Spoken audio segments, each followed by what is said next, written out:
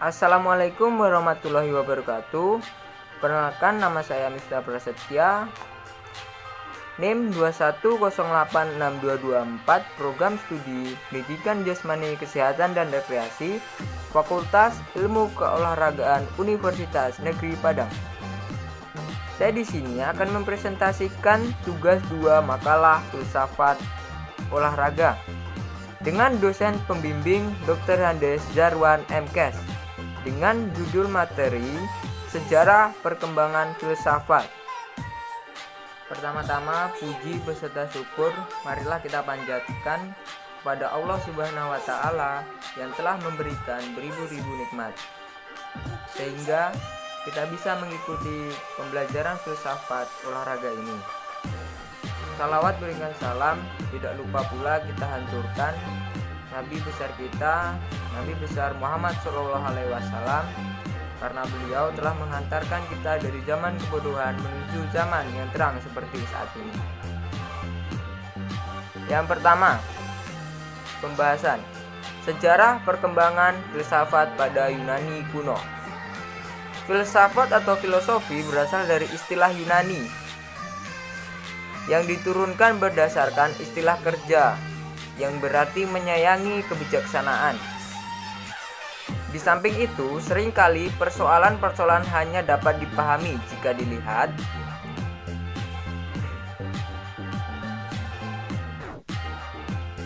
dari perkembangan sejarahnya.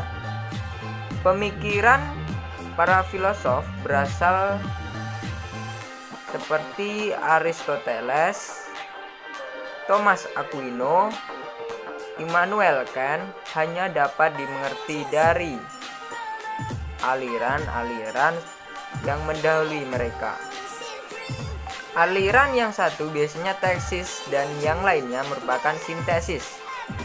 Apa itu tesis dan sintesis?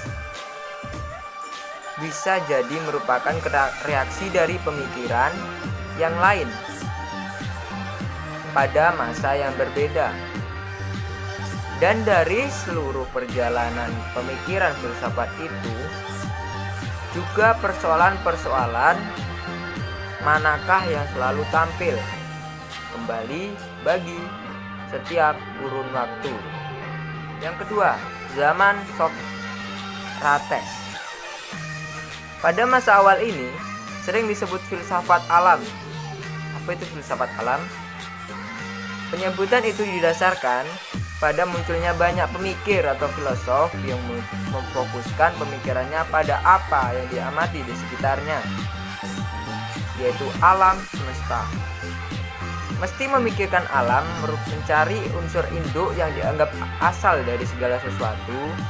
Pandangan para filosof ini melahirkan mononisme, yaitu aliran yang menyatakan bahwa hanya ada satu kenyataan fundamental. Kenyataan tersebut dapat berupa jiwa materi, Tuhan, atau substansi lainnya yang dapat diketahui.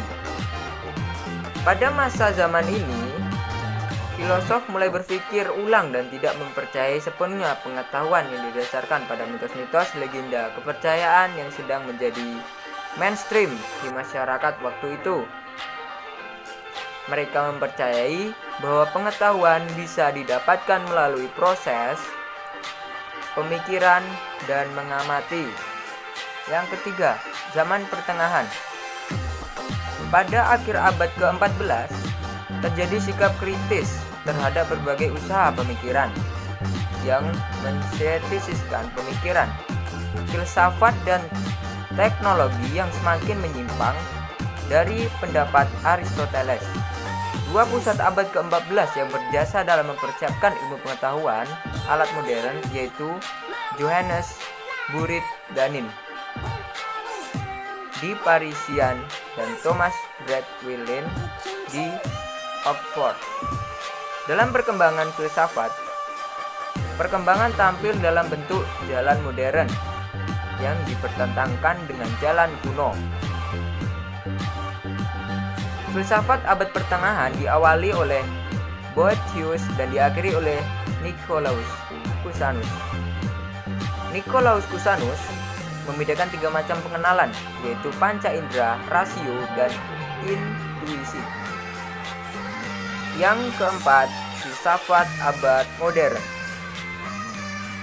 Banyak kawan-kawan sekalian mendengar banyak. Apa itu modern? Abad modern yang kita rasakan seperti ini. Istilah modern itu sendiri tidak jelas apa maksudnya. Lazimnya, istilah modern menampilkan kesombongan dan arogan. Bahkan, menampilkan buah pikiran yang telah lahir. Sebelumnya disebut juga sebagai suatu pemberontakan yang sedikit lebihkan. Sehingga pemikiran filsafat modern lebih cenderung membicarakan hal-hal aniropenetris, artinya apa? Membicarakan apa yang ada di dalam dirinya. Adapun filsafat modern memiliki ciri khas dan karakter tersendiri untuk mendapatkan kebenarannya. Cirinya adalah kesaksian terhadap kebenaran itu sendiri. Maka dalam mendapatkan kebenaran yang sejati adalah dengan kesaksian dan keraguan. Sama halnya dengan kaum pasca modernianisme yang memberontak terhadap pemikiran modern yang terlalu menghargai rasio. Founding father filsafat modern adalah Michel de Montaigne. Ia bukan seorang matematikawan atau seorang ilmuwan, melainkan sebagai moralis. Ia telah mengajukan pertanyaan yang mendasar, yaitu apakah manusia akan mendapatkan kebenaran jika sudah menemukannya? Atau mampukah manusia berbuat adil jika sudah menemukannya? Ia mewarisi skeptisisme pendahulunya dan meragukan indera maupun akal budi. Baiklah, itu saja yang bisa saya sampaikan dari hasil makalah isi saya. Lebih dan kurangnya mohon dimaafkan. Kalau ada kurang tolong tambahkan. Ya. Baiklah, saya Miftah Prasetya pamit undur diri. Sampai ketemu di video berikutnya. Jangan lupa like, comment, and subscribe di bawah ini. Oke?